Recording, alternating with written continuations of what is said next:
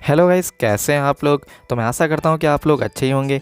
तो अगर आप भी एक रेलवे फ़ैन हैं और आप इंडियन रेलवे को अच्छे से फॉलो करते हैं तो आपको ज़रूर पता होगा कि वंदे भारत 2.2 लॉन्च हो गई है और वो चल रही है गांधीनगर से मुंबई के बीच। लेकिन एक महीने के अंदर ही उसके 3 बार एक्सीडेंट हो गया है। तो आज हम इस वीडियो में देखेंगे कि उसका एक्सीडेंट क्यों हुआ है, क्या क्या उसके कारण हो सकते हैं और क्या उससे यात्रियों को नुकसान होने वाला है, क्या इंडियन रेलवे को नुकसान होने वाला है और रेलवे ने आगे क्या सोच के रखा है। तो आप वीडियो को अंत तक देखना, मैं अब आज के सारे डाउट क्लियर कर दूंगा। तो चलिए दोस्तों शुरू करते हैं। अब हम बात करते हैं एक्सीडेंट के बारे में। तो गाइस, इसके 3 टोटल एक्सीडेंट हो गए हैं वंदे भारत 2.0, जो कि नई अपडेटेड वंदे भारत 1.0 से वो अपडेट कर दी गई थी और उसे चलाया गया था फर्स्ट सेक्शन, जो कि गांधीनगर से लेके मुंबई सेंट्रल तक उसे चलाया गया था। लेकिन उसके चालू करने के कुछ ही दिन के अंदर इसके 10 कैटल के साथ एक्सीडेंट हो गए। हाँ, अगर हम पहले एक्सीडेंट के बारे में बात करें तो पहला एक्सीडेंट इसका हो गया था 7 अक्टूबर को। वह हुआ था वटवा रेलवे स्टेशन के पास और ये अहमदाबाद डिवीज़न के अंदर आ जाता है। तो ये पहला एक्सीडेंट हो गया था। इसमें 4 कैटल की मौत हो गई थी और किसी को कुछ नुकसान नहीं हुआ था। खाली वंदे भारत का नोज़ थोड़ा वो टूट गई थी, उसे तुरंत रिपेयर करवा दिया गया था और वंदे भारत चला दी गई थी। अब हम अगर दूसरे एक्सीडेंट के बारे में बात करें तो ये हो जाता है आनंद डिवीज़न के अंदर हुआ था और ये दूसरे दिन यानी कॉन्सिक्यूटिव डेज़ के अंदर हो गया था 8 अक्टूबर को।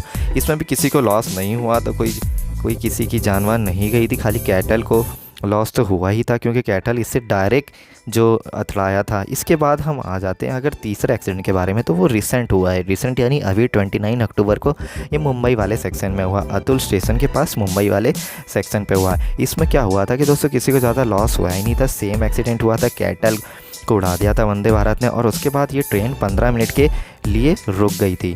तो चलिए दोस्तों, अब बात करते हैं कि इससे कैटल जो बार बार अथड़ा रहा है तो इससे नुकसान क्या क्या किस किस को हो रहा है। तो हम बात करते हैं सबसे पहले नुकसान किस चीज़ का हो रहा है दोस्तों। तो आप अगर जानते हैं कि वंदे भारत को बनाया गया है दोस्तों स्पीड के लिए, कम से कम टाइम में पहुंचाने के लिए, तो अगर ऐसे ही कैटल के एक्सीडेंट होते रहेंगे रोज़ 1-2 दिन में या 3 दिन में, तो वंदे भारत जो देख रहे हैं कि कैटल या किसी भी चीज़ के अथड़ाने के बाद, ट्रैक पे आ जाने के बाद उसे रिपेयरिंग या क्रैक से वो कैटल हटाने के चक्कर में 20 या 30 मिनट अप्रॉक्स जा रहे हैं। जो रिसेंट एक्सीडेंट हुआ 29 अक्टूबर को, उसमें भी 15 मिनट से ज़्यादा के लिए ट्रेन हॉल्ट थी। तो इससे क्या होता है दोस्तों, जो रेलवे की क्रेडिबिलिटी है कि यानी रेलवे ने बोला था हम इतने टाइम में पहुंचा देंगे, तो रेलवे की जो क्रेडिबिलिटी है उस पर थोड़ा सक जाता है क्योंकि ट्रेन टाइम लूज़ करेगी और वो वहाँ अपने डेस्टिनेशन पे लेट पहुँचेगी। तो सबसे पहला जो दोस्तों ये हो रहा है। अब रेलवे को जो दूसरा लॉस हो रहा है दोस्तों, वो बात करेंगे इकोनॉमिकल लॉस, यानी कि पैसे का कितना लॉस हो रहा है। आप देख सकते हैं कि रेलवे का पहले से ही ऑपरेटिंग रेशियो बहुत कम है। तो उसी कारण से अगर ऐसे ही कैटल के एक्सीडेंट या किसी भी चीज़ के एक्सीडेंट होते रहेंगे तो रेलवे को रेवेन्यू लेस भी बहुत ज़्यादा हो जाएगा और ये रेलवे बिल्कुल नहीं चाहता। रेलवे अपना पैसा बिल्कुल नहीं गंवाना चाहता, तो इससे रेलवे को इकोनॉमिकल लॉस भी हो रहा है। अब चलिए तीसरी चीज़ के बारे में बात करते हैं दोस्तों। तीसरी चीज़ हो जाती है दोस्तों लाइफ के बारे में। अगर ऐसे ही आप देख सकते हैं यहाँ तो वंदे भारत के पायलट्स हैं वो काफ़ी ट्रेंड हैं, इसलिए वो कुछ भी ब्रेक अप्लाई नहीं करते हैं या कुछ भी और करना भी नहीं चाहिए। अगर इमरजेंसी ब्रेक आप तुरंत अप्लाई करेंगे तो डिरेलमेंट का खतरा बहुत ज़्यादा हो सकता है। इसलिए दोस्तों आप देख सकते हैं अभी भी तीनों एक्सीडेंट में किसी भी लाइफ का लॉस नहीं हुआ और ये नहीं होना भी नहीं चाहिए दोस्तों। तो अगर आप देख सकते हैं कि इतना ज़्यादा लॉस हो जाएगा तो फिर रेलवे कैसे बेयर कर पाएगा। तो लाइफ का लॉस सबसे इम्पॉर्टेंट हो जाता है। तो ये 3 या 4 चीज़ को फैक्टर कंसिडर किया जाता है कि नुकसान क्या हो रहा है। और चौथी पॉइंट जो कंसिडर करना चाहेंगे दोस्तों, कैटल का लॉस। तो कैटल भी एक जानवर ही है, उनके पास भी लाइफ होती है, तो उनका भी लॉस होता ही है दोस्तों। तो ये 4 पॉइंट थे, मैं आपको बताना चाहता था। ये 4 पॉइंट के बाद अब हम जाके बात कर रेलवे मिनिस्टर्स और जो रेलवे ऑफिशियल्स ने उन्हें क्या जवाब दिया है। तो अगर हम रेलवे मिनिस्टर का अश्विनी वैष्णव जी का खुद हम बयान सुने तो उनने क्या बोला है। उनने बोला है कि ये जो कैटल के एक्सीडेंट्स हो रहे हैं ये इनएविटेबल, यानी हम इससे बच नहीं सकते।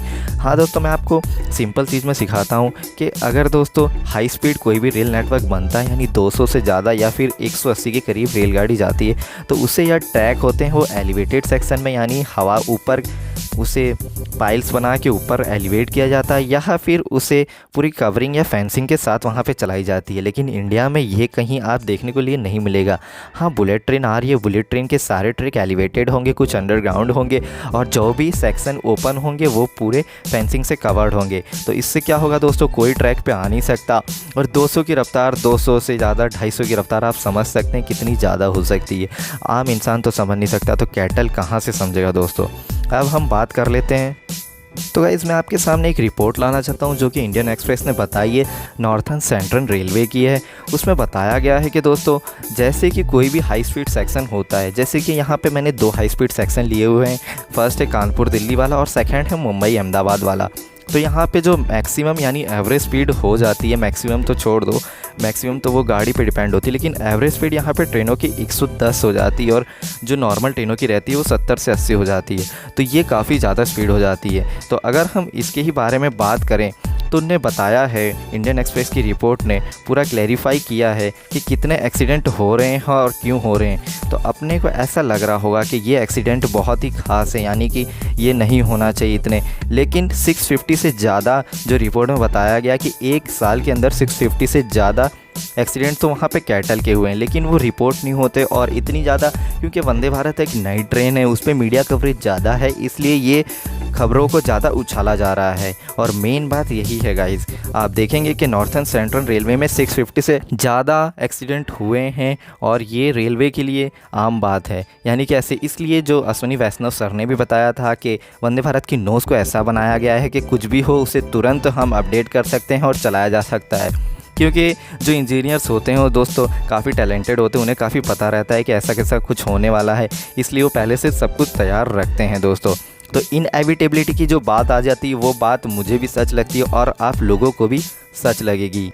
तो दोस्तों अब हम बात करेंगे कि इंडियन रेलवे क्या कर सकती है ये सब चीज़ों से बचने के लिए। तो इसमें 2 ही पॉइंट कंसिडर होते हैं दोस्तों। अगर आप ट्रैक को पूरा फेंसिंग कर दीजिए, वो तो मुझे लग रहा है कि इम्पॉसिबल, यानी 70 to 80% वो हो नहीं सकता है, क्योंकि मुंबई अहमदाबाद वाला सेक्शन 500 किलोमीटर का और बहुत ज़्यादा हो जाता है। और अगर आप दिल्ली से लेके वाराणसी वाला सेक्शन भी देखेंगे तो वो भी काफ़ी ज़्यादा हो जाता है। तो सेकंड ऑप्शन बस सर ट्रैक को एलिवेट कीजिए, वो भी इम्पॉसिबल ही लग रहा है। तो यहाँ पे क्या हो सकता है दोस्तों कि कैटल जो ट्रैक के आजू बाजू घूम रहे हैं, तो आपको मैं एक वीडियो भी यहाँ पे शो करूँगा, उसमें आप देखोगे कि कैसे जो एक दिन एक्सीडेंट हो गया था, तो मैं खुद वटवा रेलवे स्टेशन के पास गया था, वहाँ पर काफ़ी ज़्यादा पुलिस पर्सनल लगा दिए गए थे, क्योंकि वो चाह रहे थे कि यहाँ से कैटल ना जाए।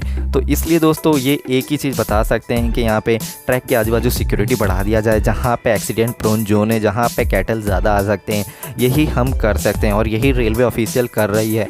और कैटल जो जिसके कैटल से वो बीच में आ जा रहे हैं उन्हें भी समझाया जा रहा है, raising awareness among the cattle, जिसके कैटल है उसके हम जानकारी फैलाएं कि ऐसे ट्रैक पे ना आने दीजिए, यही सब कर सकते हैं।